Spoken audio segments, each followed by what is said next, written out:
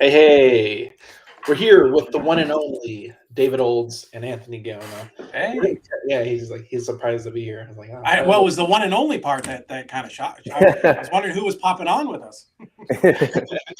I mean, there's only one David Olds, and there's only one Anthony Gaona. That's true, but you were leading up with this one and only business, so I'm like, oh wow, who's coming on? Who's going to be here? No, guys, thank you so much for being on. I really appreciate it. The burden of being Mexican is Daniel Martinez is a very popular name, which is why I put Daniel Esteban Martinez, just because I want people to know who I am. I got to differentiate myself between all the other Mexicans that are Daniel Martinez. Yeah, mm-hmm. That's important. It's funny. I was watching this movie last night. It was oh my god, what? Anyways, it was this like Mexican cartel movie. But anyways, one of the guys' names was like a prominent real estate guy. I'm like, oh, that's kind of interesting. So, anyways, thank goodness there's nobody else with my name. No poor guys stuck with that. Yeah, you're the one and only. The one and only, right? So we're going to talk about a lot of different things today. First of all, I want to give a brief introduction. I don't think we've ever had this conversation. This is why I like doing this conversation when we come on the podcast. But tell us a little bit about your background, how long you've been in real estate, just the basics that everybody asks, but I've never heard it before. So really, oh my goodness, So I'm a full-time investor. We're based out of Chattanooga, Tennessee, but we've been investing, my wife and I, for about 20 years. So started all the way back in 2002. Yeah, we've been around for forever.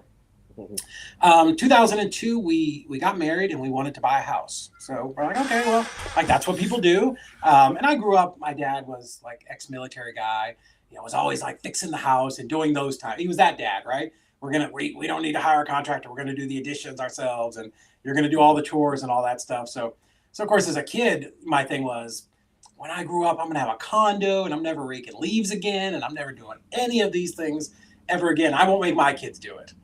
Well, spoiler alert for any of you guys that are in your 20s, you eventually turn into your parents. But anyways, my dad had always, we were doing real estate, not real estate buying, but like within our own, the house and the addition. So I was kind of just exposed to that. So anyway, I get married and we decided to buy this house, and we're in Apopka, Florida. And we were going to the closing, and I didn't know anything, right? Like I was, late 20s. I kind of started late. And I asked my realtors, we were coming out of the closing, I'm like, why? I don't understand. Why do we buy it from Wells Fargo? Like, that doesn't make any sense. She's like, oh, dummy. Well, it's a foreclosure. I'm like, oh, like, what does that mean? Because if you don't know, you don't know, right? Like, I mean, I was around drywall and studs and houses, but I didn't know how real estate itself works. I'm like, oh, okay. All right, cool. So I worked for this company called Scotty's Hardware Stores in Florida. There was like 170 of them. Of course, Lowe's and Home Depot put them all out of business. But because I worked there and then later for a lumber distributor, I'm like, oh, well, I can like update my house, because that's what we did as a kid, right? So we took off the little baseboards, put on big baseboards, big moldings, crown, did some like minor stuff. And when it was time to move about 2.5 years later, I'm like, oh, well, let's sell the house. So same realtor, going back to the closing place, and on the way in, she's like, hey, by the way, you don't have to pay money on the 50-something thousand that you're making. I'm like, what? What do you mean? It's like, yeah, homestead exemption. You live there for 2 years. It's tax-free money. I'm like, really? Well, that's cool, right? Like, I didn't know that. I was shocked, because I was expecting to pay like $20,000 on this gain. So I'm like, well, that's awesome. So what we were doing is we were trying to move a little bit closer to where I worked. So we started looking for a new house, and we bought this really ugly house in an amazing neighborhood. It's everything that you want to do if you're an investor and you're trying to do this on purpose and not just kind of bumble your way through it like I was. So it was like this beautiful neighborhood in DeBary, Florida, north of Orlando. It was like the perfect neighborhood, like oak trees, brick houses. And, we bought this kind of house up on a cul-de-sac with a pool, and it needed a complete remodel. So I, went and looked at it. I called my wife. She's like, yeah, let's do it. And I'm like, really? Like, you're up for this again? Like remodeling a house and living in that disaster? Yeah, let's do it. It'll be great. So we fixed that one and sold it a little over 2 years later, made like $100,000. So now I'm like, okay, this is pretty cool. And I'm working, a regular, what a W-2 job, W-4 job, whatever it is. And, making pretty good dough. Like I'm making 70, 80 grand, which back in the early 2000s was pretty good. So the next thing I was at the airport waiting on our kids. They were flying in as unaccompanied minors. So I'm in the bookstore. The most cliche thing ever, right? Randomly, I pick up a book and start reading it. Little book, flat. I'm through like 30 pages in like 20 minutes, right? Rich Dad, Poor Dad. So I'm like, well, this is a good book. Like I'm going to buy this because it's pretty good. I want to finish reading it. So I buy the book, picked up the kids. Very important, unaccompanied minors. So I go home and I blast through this book. And, what's he say at the end? He's like, oh, if you want to be in real estate, you need to go find a real estate club or group or something like that. And if you want to do oil and, whatever, stocks. But, so I'm real estate. So one thing about me is I'm not super smart, but I'm really good at following directions. Right. So I'm like, okay. So I sit down at my computer, which was like this big boxy monitor, early 2000s. And I log into like web crawler or spider crawler or something, because Google and Facebook aren't even invented. And I type in Orlando or Central Florida, real whatever. I type in something in the search bar. And it comes up with this guy who's selling houses. And like I read enough now to realize that this guy was a wholesaler, and he had a resources page. His name's Todd Hutchinson. He's in Orlando. You guys should, if you're there, you should reach out to him because he's smart and amazing. But it had this resource, and it said, if you want to learn about real estate, go to the Central Florida Real Estate Investors Group. I'm like, okay, again, I'm good at following directions. I click on the link. Meetings are the first Wednesday of every month at the Bumby Theater downtown. I'll remember that forever. So I'm like, okay. So it was July of, now it's got to be 2005 or 6, something like that. So I drive from DeBerry all the way down to the Bumby Theater, which if you're in Orlando, that's probably like a 45-minute drive. So I tell my wife, I'm like, I'm going down there. I'm going to learn about real estate. She's like, okay, you go, boy. I'm like, all right. So my wife is oddly supportive of all the stupid shit that we decided to do. We were buying oil wells not too long ago. She's like, yeah, just do it. I'm like, don't you want to be on the Zoom to hear? Like, no, I trust you. Okay. So I'm driving down to Orlando, and what I didn't know at the time was CFRI, Central Florida Real Estate Investors, was the third largest RIA in the country. It's a big thing. It's big, right? Think of like a big RIA, and put it on steroids. So I drive into this parking lot, and it's packed, right? Like 400 cars. And every car is like, we buy houses, hard money, appraiser, inspections, soft money, hard money, like all the shit. Like everybody's got car wraps and magnets.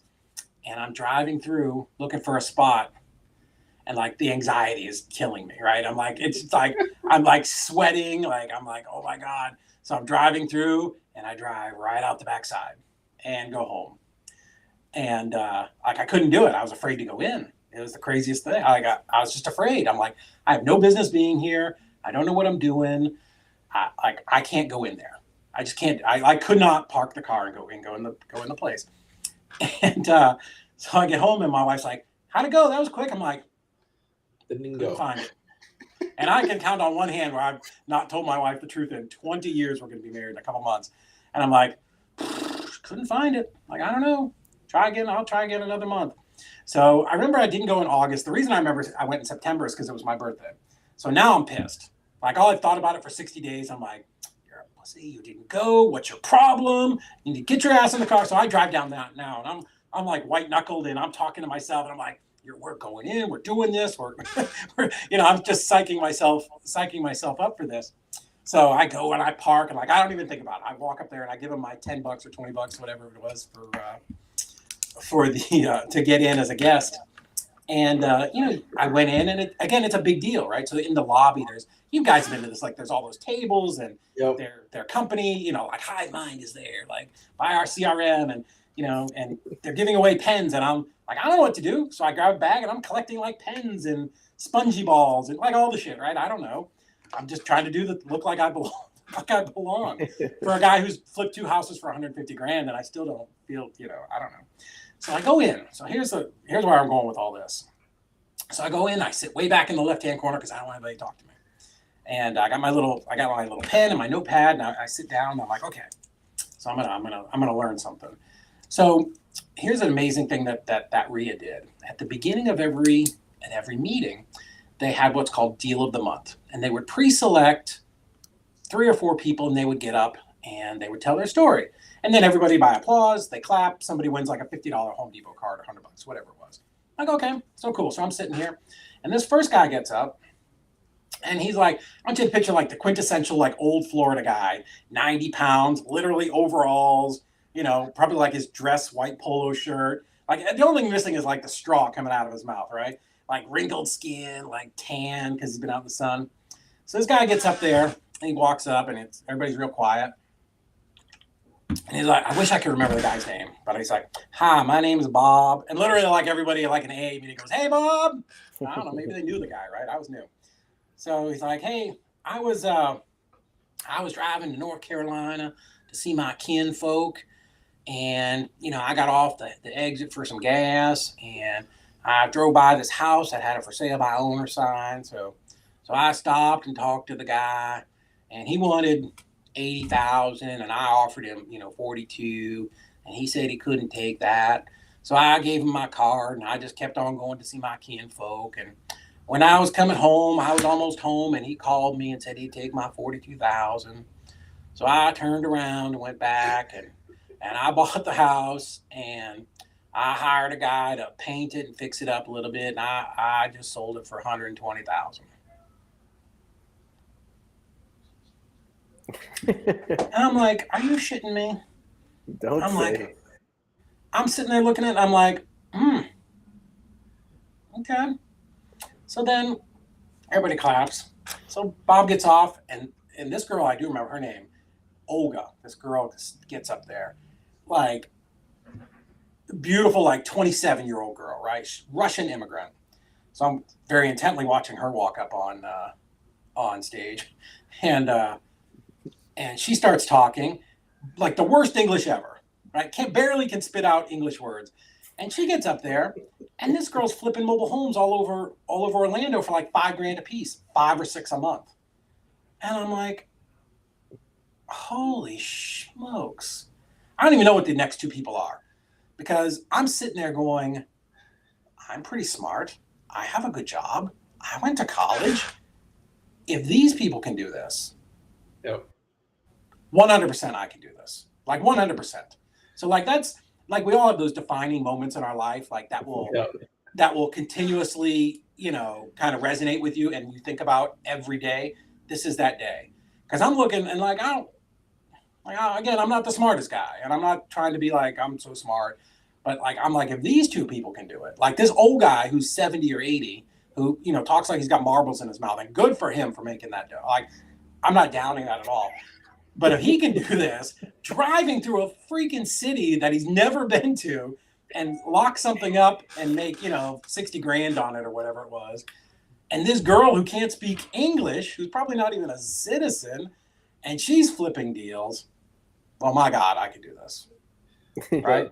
I can do this. And so it started there. It was a great RIA. A lot of like because it was all of Central Florida, like there was a meeting or a class or something like every night. And, I just was like, I'm all in. Like, I'm in. We're doing this. And, by this time we're on our 3rd house, living in it, remodeling it as we live there. And, so, I just spent a bunch of money and went to like every weekend seminar I could, and all the meetings, and, I paid some coaches to teach me about subject 2. And like, I'm just learning. I'm just like a sponge for, let's just learn as much as we can. And so that was our very first deal coming out of that investment deal, was buying a property subject 2. That was the very first deal. And remodeled it and sold it, and then just went on to do a bunch of those. And all the meanwhile, we were sort of doing now we call it house hacking. We were moving into a house, fixing it up, because I had a full-time job. My wife had a full-time job, so we were coming home, scraping popcorn, putting in ceramic tile, changing out cabinets, and just kind of over the next couple of years, we were doing that as well.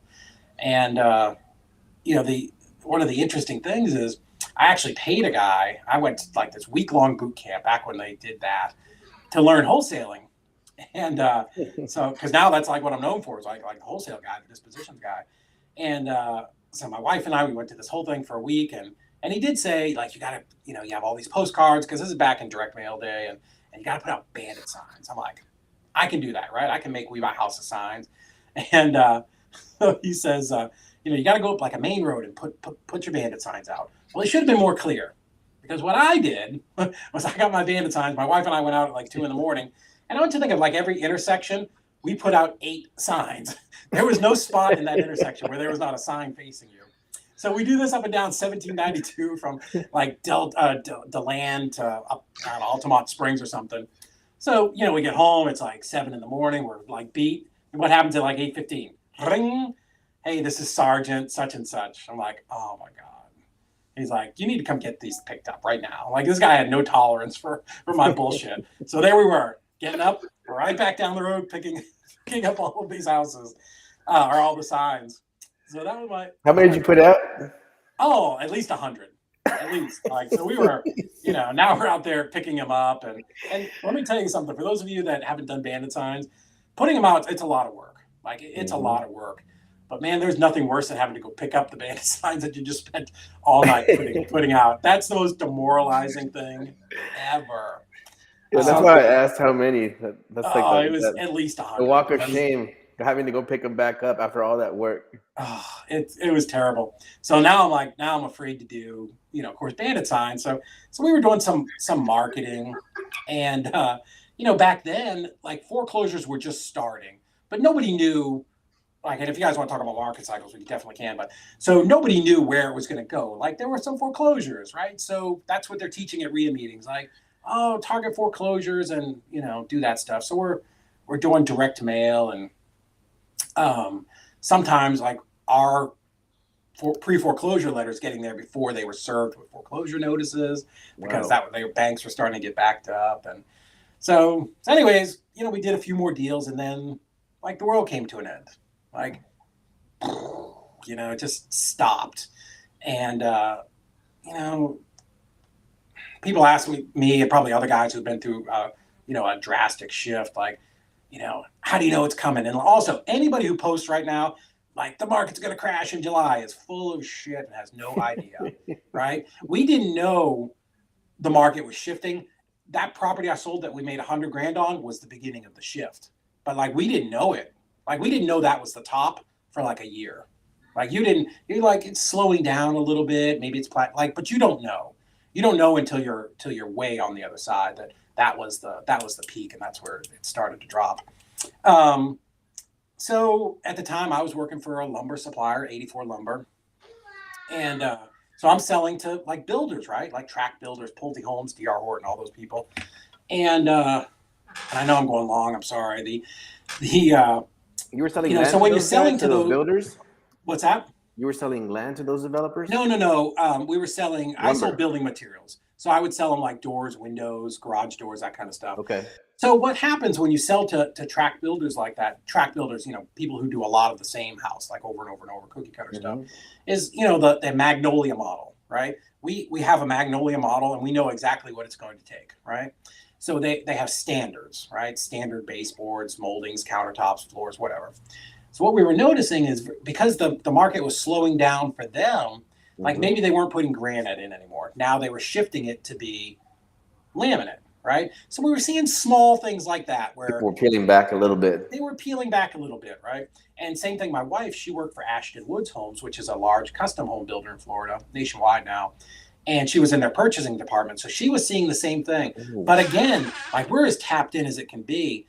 And we still had no idea that it was going to, just kind of drop off a cliff when it did.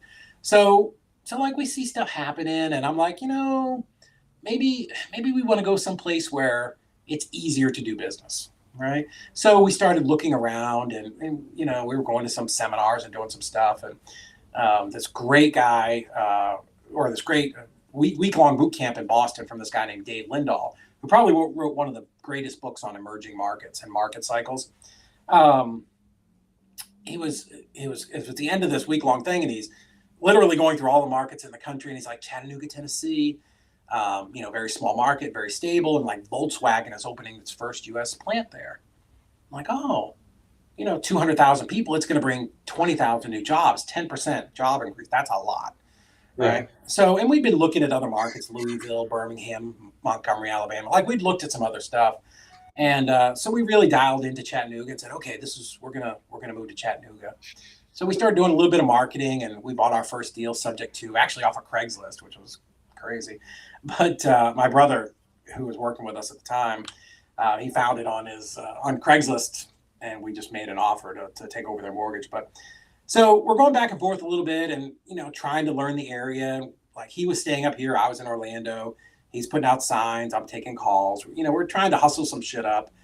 And I told my job, like, hey, I'm leaving. And they're like, oh, that's okay. Like, we're good because the market's dying, right? Nobody's buying anything. Yeah.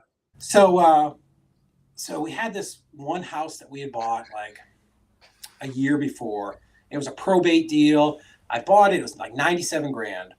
And like the house sat right here. A house 1 block over, 2 blocks down. It just sold for like 214.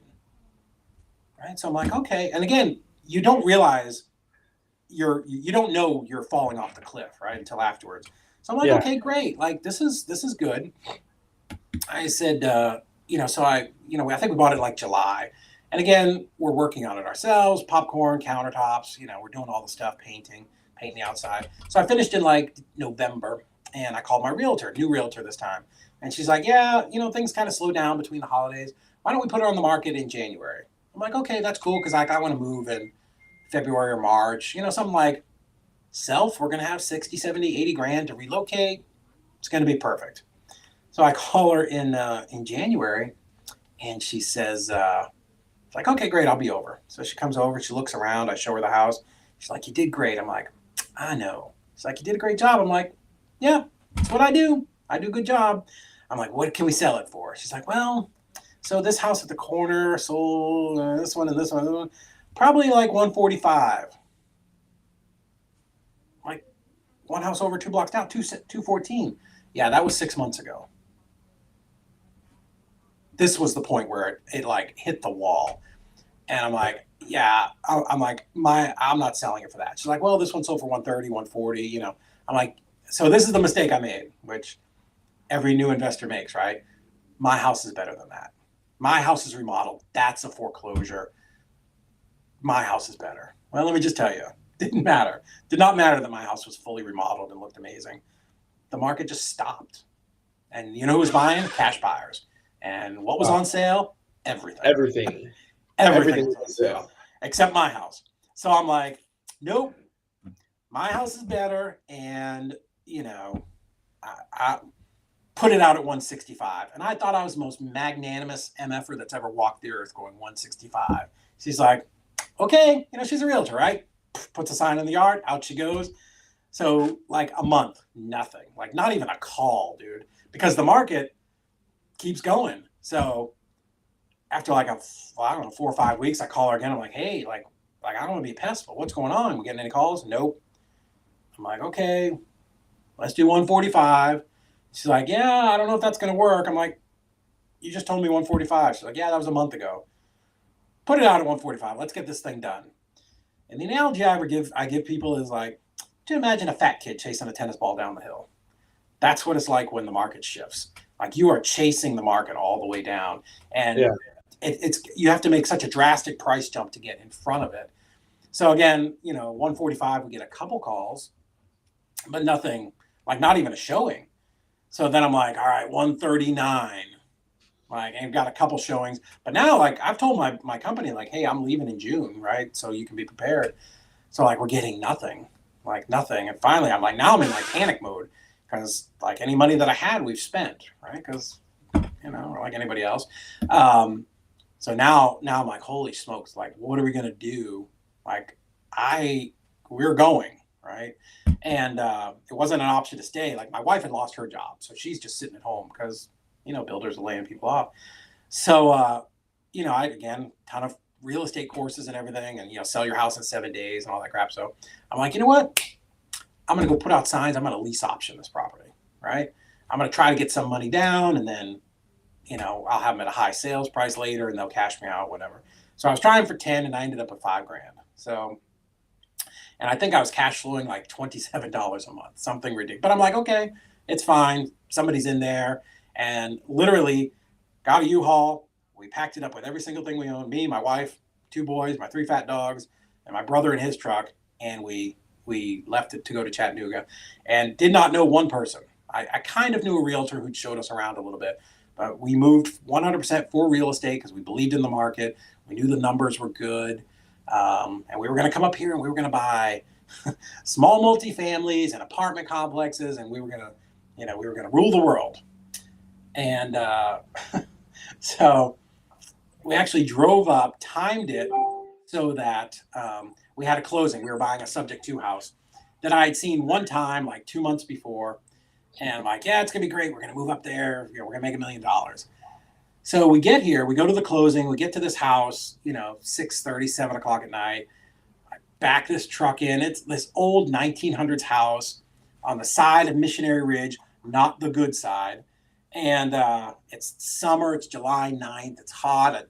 My anniversary is on the 7th, my wife's birthday's on the 8th, and on the 9th, we're moving into this house. And so the house had been vacant for probably like 2 years because the guy we bought it from was getting married and he just had moved out. So it's vacant. It's a 1900s house. We get in there. There's no central AC. We flipped the power on, which we hadn't done a good job at doing any kind of inspections. Like only half the power is working in the house. No air conditioners. And we didn't bring ACs with us because I had a house in Florida with central AC. I mean, we had just enough energy to like drag the mattresses in and just collapse on the mattresses that night. And I'm going to tell you, man, I've had a couple bad days in my life. This is one of them. I'm laying on this mattress going, holy shit, what have I done? What have I done? I uprooted my kids, my wife, my 3 fat dogs, my brother. Everybody believes in this real estate dream. And we're in this house that's been vacant, old doors. So there's like a crack. There's a mouse running through. There's no power. We're hot. My kids are there, right? Like we left this beautiful house in Central Florida to come here to this 1900s house. The floors are crooked. And I'm going to tell you, man, like I cried myself to sleep that night. Like, I'm like, what did I do? Like, I don't even know. Yeah, I don't know. Was this because how do you unwind that, right? I put somebody in my house. I don't have my job anymore. My wife doesn't have hers. Like when you see those memes on Facebook about burning the boats and doing the thing, like this is it. Like there is no option. There was not like, we're going to make this work. We're going to figure it out. We're going to make this work. And so the Chattanooga market at the time, very unsophisticated, right? It's not like San Antonio or Houston or Orlando, right? Where people, investors, and they know what assignments are. This is like a good old boy kind of neighborhood. Like when we're talking to people about, yeah, we're doing assignment of contracts, wholesale. They're like, what? I don't understand what you guys, what are you talking about? License? Yeah, can I see your realtor license? And same thing, we're going to title companies and they've never heard of assignments, right? Because nobody had ever done it here. Nobody had ever wholesaled more than like a deal or two, right? Certainly nobody at scale. So I'm like, okay, that's fine. So we figured it out. And again, back then, the way that you marketed, like it was all bootstrap stuff. There was no Facebook. Mm-hmm. Like there's no mass texting, removes voicemail. You marketed by going out and driving for dollars. You could download a list. You could get List Source, I think, was around back then. You could download a list and mail somebody a postcard. And back then, there was no way to skip tracing numbers? No, dude. No, none of that. Okay. No, it's crazy. Yeah. No. Mind blown. no, none of this. How could you find somebody? Existed. You sent out postcards, yellow letters. You did driving for dollars, right? And my problem is I was too poor. Again, I tell everybody, you have time or money, right? We had all the time in the world and zero money. So, I mean, we had to just fucking work hard. Because, again, every night when I went home, I had two kids there, 2 teenage boys, a wife, and 3 fat dogs, man. Like, you got to find a way to make it work. So now, all these complainers that things aren't going good, the market's getting scarce, all this stuff. This is a bunch of BS. It's man. You know which one my favorite is? My favorite is there's no inventory. I'm like, all right. Get up in a plane. Go out there and see how much inventory is out there. And listen, we all have that, right? I have that panic in the shower sometimes. Like, well, man, we bought all the houses that there are. We've just bought them all. Like, I don't know. Like, that's how I feel about land right now. I feel like nobody can send me a land deal I haven't seen already. I'm like, yeah. I know what that one's going for. I know where this is. It's funny. Yeah. I'm like, well, geez, we've texted everybody. Like, hey, so what are you doing now, man? What's your main business? What kind of assets are you going after? It sounds like you're doing some coaching. You have some programs. Is it a Dispo coaching program? I don't know exactly what you're. So back then, it was like the upside down, the exact opposite of where it is now. Mm-hmm. So we could walk down the road because we were in the middle of an incredible recession, and you could pick up 5 houses in a day if you wanted, but there was no buyers, right? So we had to get really good at doing Dispo. Like we had to get creative and have a system and like really hammer it out. Mm-hmm. And also, I told you we were coming up here to do multifamilies. Little side note, you know who's not lending money in the middle of a recession when they're taking back 500 houses a week? Banks. so that's why we didn't continue with that. And we're like, okay, well, we're going to wholesale. So again, like, let's try this bandit sign thing. And like, we like, now I figured out not to overdo the signs, but we went out and like, we were very consistent, 100 signs. Just dust them here and there. Yeah. Not 25 in a corner. yeah, dude, that was so stupid. But anyway, so we got really good at doing wholesale. We did almost 40 deals in those first 6 months. We did a lot because it was 3 of us. This is all that we did. My brother did acquisitions. I was doing Dispo. My wife is doing all the direct mail. Both of us are driving around all day long. All of us, doing driving for dollars. So we're searching out, boarded up houses. I mean, we're just all day long. It's the only thing that we did. And we were just mining, just deal mining. Yeah, man. And yeah. If you're going to be successful, and a lot of people are like, what does it take to be successful? And you got to be single-minded about making this work. If you're going to, I'm not saying you can't do it part-time. You can do one deal every couple months, but I mean, if you're going to do it full-time and be at scale, it's got to be, the only thing more important is got to be like your kids and God. Like, that's it. If sitting on the sofa watching Netflix all day is important to you, you're probably not going to get this off the ground. But so we got. I saw the news this morning. It said like Netflix stock drops like 35%, and I remember thinking to myself for a second, like, I didn't even know Netflix was still around.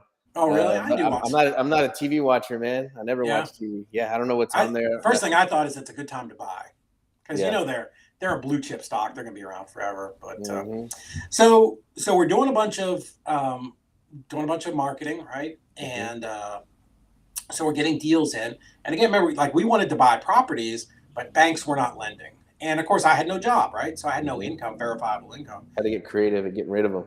Yeah. So I got really good at doing creative deals and buying properties with owner financing. So we have like a $5-6 million portfolio of properties, and almost every single one was bought with the owner financing 100% of the purchase price. You only hold houses? Yeah, I've got some small apartments and duplexes and stuff like that. A little bit of land, some lots and stuff. Okay. But in fact, one of my lots the other day I bought for $15,000 on owner financing, nothing down because it was part of a package, and somebody offered me $100,000 for it. I'm like, nah, I'm good. It's only one. Just sit on it for a little while. Yeah, what am I gonna do with $100,000? Pay taxes on it. That's what I'm gonna do. Yeah. Yeah, man. I think there's a lot of cool assets out there to hold. I've been doing a lot of land, which I'm always gonna do, but I'm really interested in commercial now, man. Really interested in commercial. Yeah. Kind of curious what's going on over there. I've never looked at too many houses, but I guess I'm gonna go ahead and start paying attention to that stuff. So when I find somebody like yourself, whoever you're the Dispo master, then I'm just real curious to see like how your system operates, what it's capable of. So that way, every time I come across a house, kind of just have like a offtake partner for it. Yeah. We do a ton of JV deals because we're so good at doing Dispo. And how does it work? What's that? Like, how would I send you a deal? Is it like a portal, like an interface or something, and I submit it to you? Usually people will just message me and I'll give them my email. Okay. So I'm super easy to find, Facebook, and I'm pretty maxed out on Facebook, so I always tell people to how can people find you? Where are you at? What are your social channels? Everything is David Olds REI on all of them. David Old, if you're listening to this on the podcast and not watching the video, it's David Olds, DAVIDOLDS REI on Facebook, YouTube, and LinkedIn. Everything. Yeah, man. All of them. So can you tell us a little bit about your dispo process, or how does it work, or is that the secret sauce, or what? Yeah, no, we can talk about it all day, man. So here's what happened. So we for a long time, it was just me and the company, and I had a couple people that had come in like as a partner for a year or two, and because we've been doing it for 13 years now, whatever it is. And anyways, so when we started to scale out, decided to go into multiple markets, and it was going to be more than just me doing the dispo. And I hired one girl, and then I hired two more, and we started growing out a dispo team. So here's what happened. Like, I'm really good at it. I just am. I don't know. At the time, I didn't know why, right? Because I'm probably, as weird as it sounds, I'm an incredibly introverted person, but like, and most salespeople really are. But anyway, so I could talk to people, and I was just naturally good at it. But so we started hiring people, and they're working these deals, and we'd have these meetings, and I'm like, okay, well, what did we do? Okay, I did this, and I did this, and this girl did this, and this one did this, and this. And I'm like, ladies, we're supposed to be doing 10 things, and we're doing 6. And you know what? We're not even doing the same 6 across the board. We're all over the freaking map. What are we doing? They're like, well, this is what I thought you wanted us to do. So what I realized is, because it's very clear in my brain, and I'm just unconsciously competent, and I can do it, like training them, I needed to come up with a better system. So that was the very start of kind of building out this dispo process for our own people. So we started some training, and it's evolved so much, like over the years. It really literally just started out as a Google Drive, not even a document, like 1A, 2, kind of the steps. And we just kept building it out, so that we could train them and they could understand like what the flow is, just kind of all of the things that go into dispo. So the way Easy REI came about is we got really good at, dispoing, a lot of deals every year. And we told people, hey, we'll JV with you, which great, right? Like everybody JVs. There's nothing unique about that. But typically with a JV, you'll get somebody who'll do 1, maybe 2 deals with you, and then they bounce because they want to do it themselves and get all the money, which is cool, right? I tell people, I'm a short-term solution. You should build your own dispo department. That's my philosophy. Yeah, if they don't want to hang around and do deals with me, like that's fine. Yeah, man. I'll do my own deals. Yeah, but I like partnering up with people. I do it a lot. Right. So I'm cool. We survive off of our own deals. We're doing fine. But yeah, if I can pick up 2 to 3, 4 extra deals a month, great. So we had these 2 or 3 guys that just continuously kept bringing us deals, and I would talk to them like, hey man, like I'm cool. Like I love doing your deals, man, but how come you just keep using us and don't develop your own thing? Oh man, I really love it because you guys handle everything, the closings, the whole thing. I'm like, oh, okay. Because really, if you're actively wholesaling, your business really has 3 parts. Kind of 4 if you count marketing, but let's put that marketing and acquisitions, dispositions, and then you've got to close your deal. There's transaction coordinating. And that really takes up a bunch of time. So what was happening is we were finding that people loved that we did all on a JV deal, that we handled the transactions for them. So I'm like, okay. And like any idea, there's a ton of little seeds, right? And that was just one of them. So then, because we're doing a lot of deals here, I've got two transaction coordinators and a bookkeeper in there. And I'd get people would ask me, hey, can you help us? Can you help with transactions and stuff? So I'm like, yeah, kind of. So that just sort of evolved into the back of my head, like, geez, why don't we just start like a transactions company, and we'll just do transaction coordinating for people. And then COVID hit, and the world kind of came to an end for 3 weeks. And as we were coming out of that, we had some office space here, and I'm like, we need to expand and grow, and like you're going to start a CRM, right? Like we're all trying to do some things. I'm like, you know what? There's nobody serving that niche for wholesalers nationwide. And what do we know about wholesalers? We're all entrepreneurs. We're generally really talky, sons of guns. We never shut up. Like, right? Like we all want to be out making deals, right? That's what we want to be doing. That's what's exciting for us, right? Like we want to be talking to sellers and cutting a deal, and talking to buyers and cutting a deal. The hunt. Yeah. But that personality type, what are they terrible at?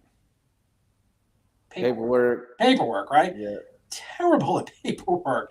And if you're a new wholesaler and you're trying to get up and running, and you're doing 2 to 3 deals a month, and you really want to be doing 5, but you're spending a third of your time fighting through, dealing with a title company, right? Yes, Louis M. We are live. Oh, yeah. I agree, man. Yeah, that's something that I really dislike. I'm good. I'll actually close the deals for people. You know, if they're in our network, they say, "Hey, I got somebody on the phone." Yeah. Yeah. I'm like, give me that phone. I'll close it. Especially if it's a larger acreage deal, I'll take those all day. Nice. I do not love the dispo side. I don't want anybody to text me and ask me where's the signature. You guys missed something. So it sounds like, do you have a dual business model? So you'll handle the dispo and all the back end? Yeah. Well, on our JV deals, we'll just NPL, my company, Nationwide Property, we'll just handle everything. The Easy REI Closings is a standalone company that we have that works as a transaction coordinator for wholesalers, investors, guys doing subject to novations, creative deal. We can handle all of that for you. So, because what happens is, again, like, it's the last thing you want to do when you sit down at your desk or at your computer, right? Me, I would just rather just give away a piece of the deal to just let somebody else do it. Yeah, and it's not even a piece of the deal. We're stupid cheap what we've been able to get it down to. But new people that, again, you're trying to scale up and you're getting an email. We call it like abstractor language, that some title agent just cuts and pastes from an attorney. And you look at it and you're like, I don't even know what these words are. These words even English? Monument of title. I can't tell you the first time I had to look that up because I'm like, I don't even know what that is. What's abstracting? What is, what's an affidavit of heirship? What are all of these things? You got to go to the law library, or you got to call your mentor. Dude, I'm good at this, and I've spent a lot of time on Google trying to figure stuff out. And honestly, it drives me crazy. So how many wholesalers, when someone says, "Oh, you're going to have to do probate," they're like, "Oh, this deal's dead." Well, do you really need to do probate? I'll bet you in almost every state you really don't have to. We can find another way to do that. So our goal in Easy, we have one goal: help you do more deals, right? Like, we want to be an extension of you. You're our client. We want you to be able to do more deals. And how do we do that? We take the nonsense off your plate, right? Because it's the thing you don't want, most people. Yeah. It's the thing, like, I don't want to be in the short sale business. I hated that, even the thought of sitting on the phone with the bank all day, and what I equated to is, like, I remember when I was a kid, right? I was 7, 8 years old, 10 years old, and I had chores. I remember this forever. I had 7 trash cans in my house, and this was my Saturday morning chore. My parents were like, you got to empty all the trash, wash the cans, put new bags in it. A job that would take any adult 30 minutes to do, right? I would drag that thing out to be 4 hours. I'm sitting in my bedroom, kicking my legs on the bed. I'm sitting in the bathroom. I'm 10, so I'm only sitting in the bathroom. And, like, I would literally drag that out as long as possible, right? That's the same way people treat their transactions, right? Yeah. And not only just not wanting to do it, but sometimes they don't understand, right? They don't know all the things that are involved. So, the way that we work is, man, you get a contract with your seller, you just upload it to us. We'll take care of it. I'll call the seller. I'll get the seller docs. I'll get the will. We'll get the, the death certificates. We'll do all that stuff. You just upload me the contract. Go sell it. Go get your buyer, right? You get your buyer, upload that contract. I'll call Bob the builder and say, hey, Bob, how you titling this thing? Oh, it looks like it's in your LLC. I need your corporate docs. I need your articles of organization.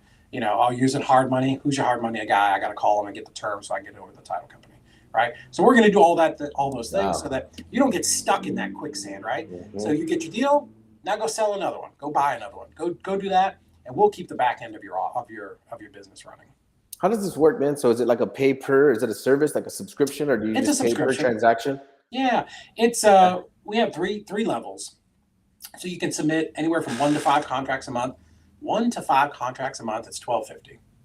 Okay. Right. So less than $15,000 a year. You cannot anywhere. You can't hire a transaction coordinator for under $30,000, right? Yeah, I think I would like to touch on that real quick. Sure. Yeah, that can consume a large portion of your day. It can affect your business because you're not doing those activities that that make you money. So, like, for mine, like me personally, I shouldn't be taking phone calls right now, but I'm learning how to do these large scale land deals. Yeah. So I like being on the front end of the phone. I like to meet those people personally.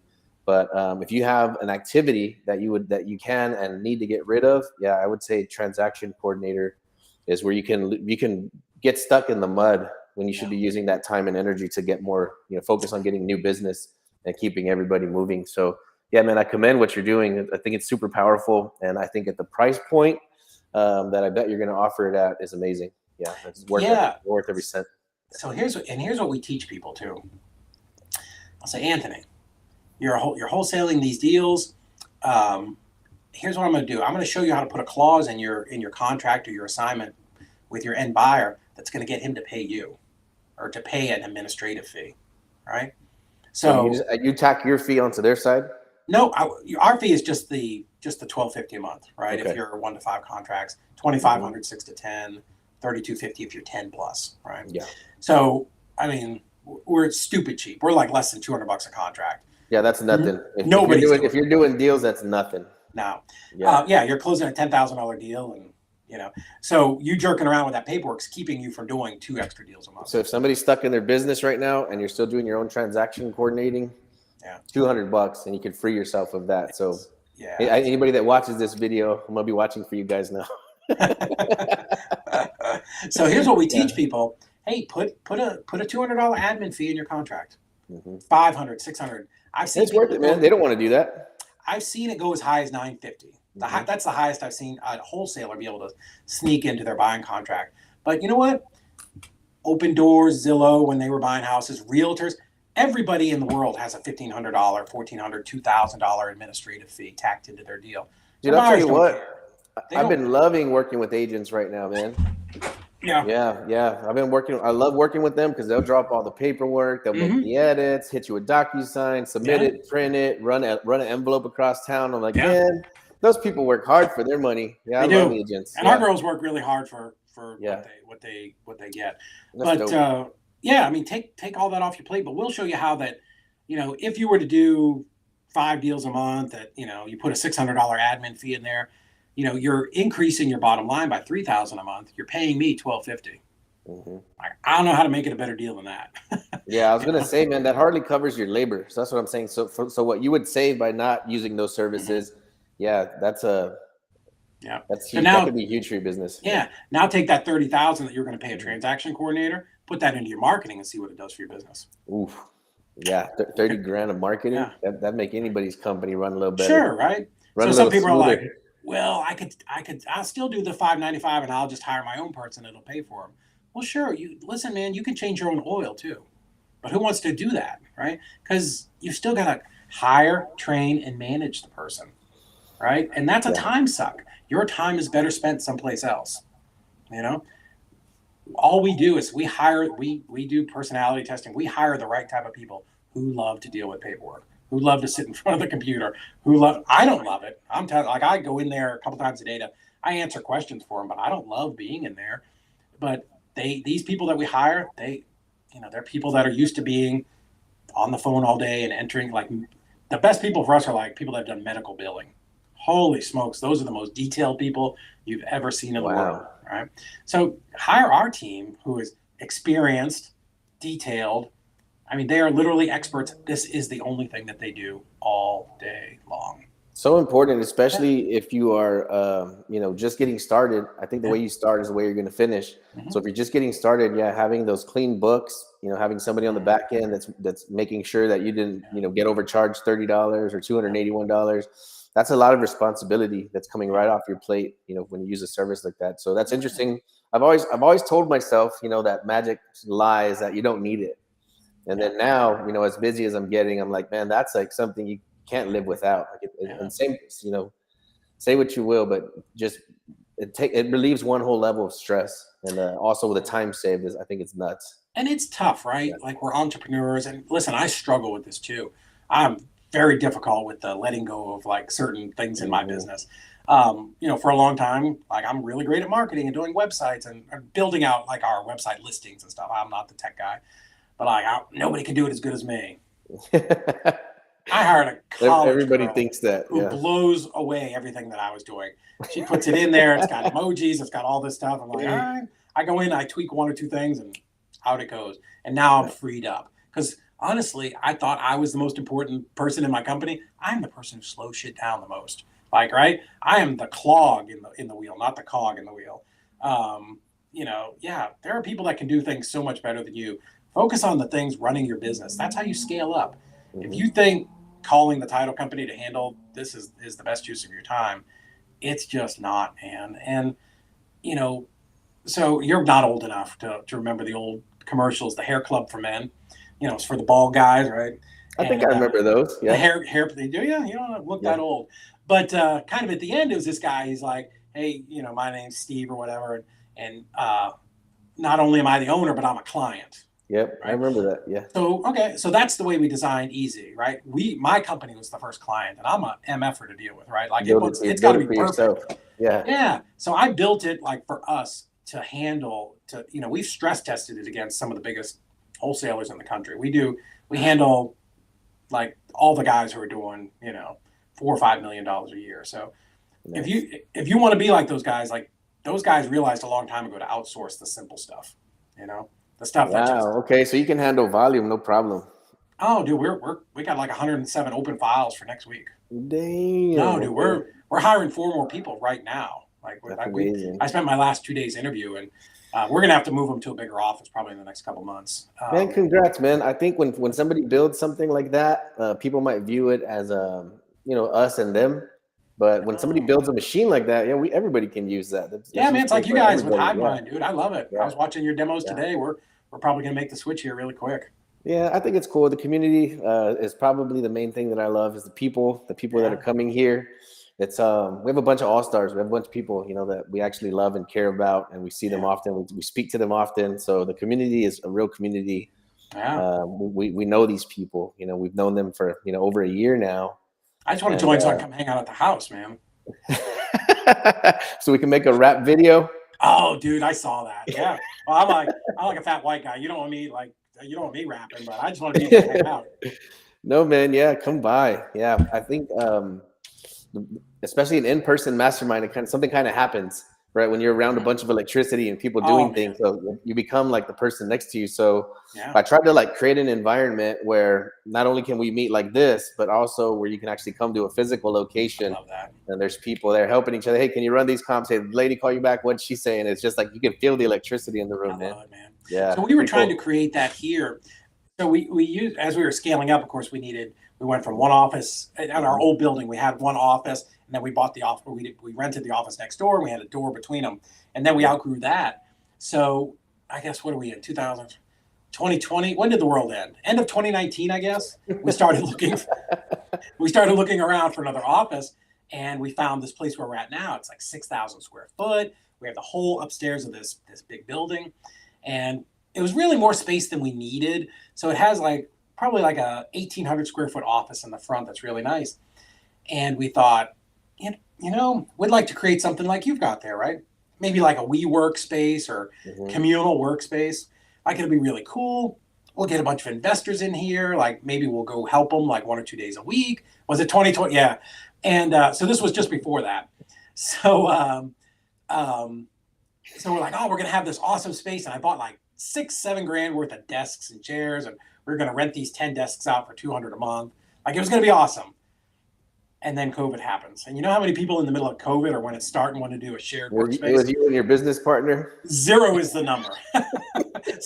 So for like 2 years, every so often we get somebody we knew that's like, hey, can I use the desk for a little bit? I'm like, absolutely. But we'd go over there to take like calls and just like write on the whiteboard. But nobody ever used it for anything. So when I got like, we should open this company, I'm like, I got the perfect spot for it.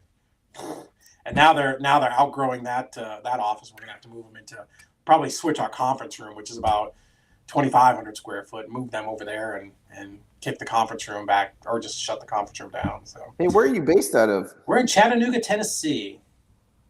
So do you know where that is? Nobody ever knows where that is. I've heard of Chattanooga. I don't think I know where it's at geographically, but we're exactly 2 hours north of Atlanta. Atlanta. We're the first. No, north of Atlanta. Yeah, we're the first city as you come into Tennessee.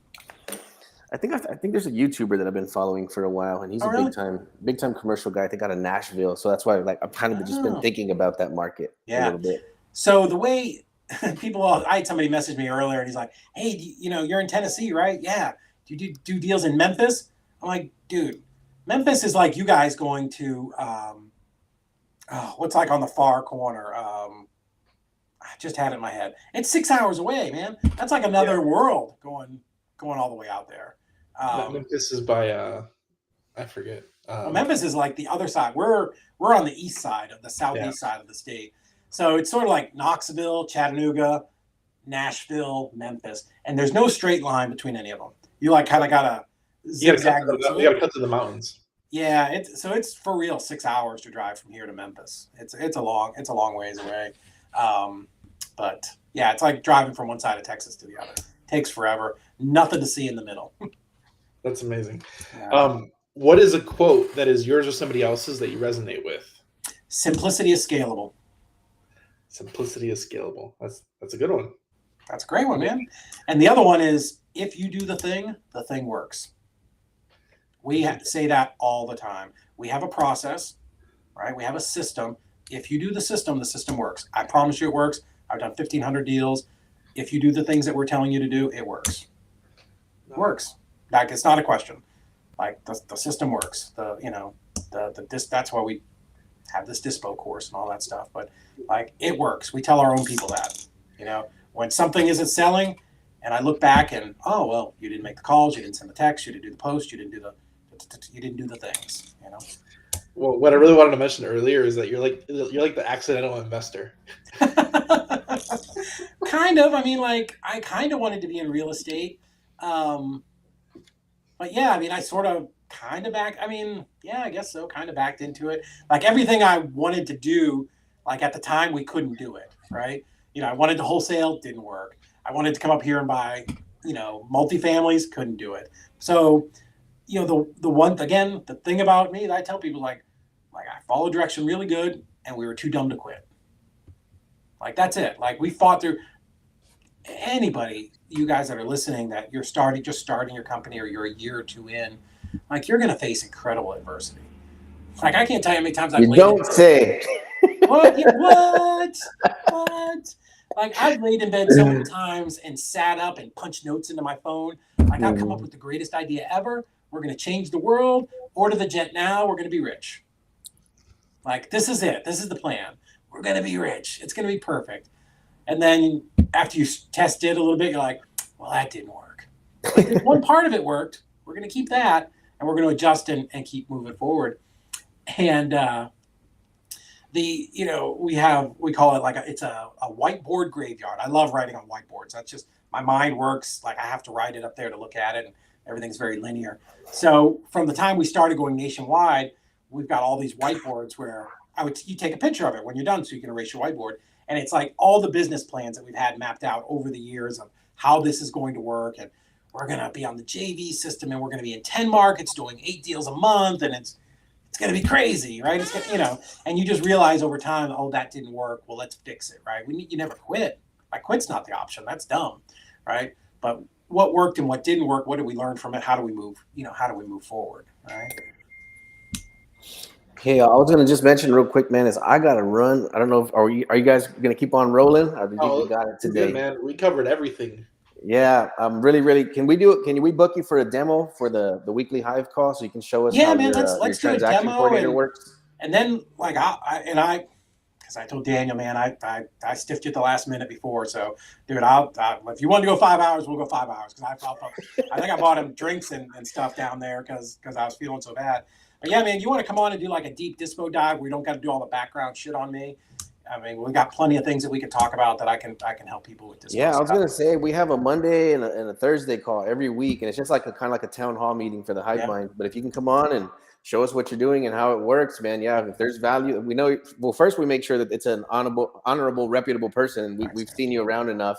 So yeah, man, we would love for you to come on and show us what you got. Because like, I'm telling everybody again, if you're watching this and you're not using a transaction coordinator and you're doing it yourself, you're in big trouble. So the way that I do it is I partner with some of my Hive people, and that's how I've been able to leverage partnerships, so I don't have to participate there. But if you are doing it yourself, you're in really big trouble. So you need to go to this link below right here.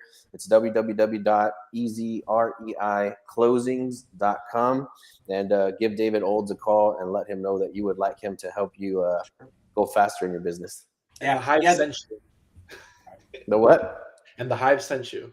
That's right. Yeah, let's definitely look at our calendars and let's get something planned. I'm going back out of the country next week, but when I come back, let's definitely do it. What I'll do is I'll get on and I'll hype them up, and then I'll put the brains of my operations manager on, and she can actually show you the portal and how it all works. And it's, I mean, again, it's built for you, the client, to have ease of mind knowing that your deals are moving forward.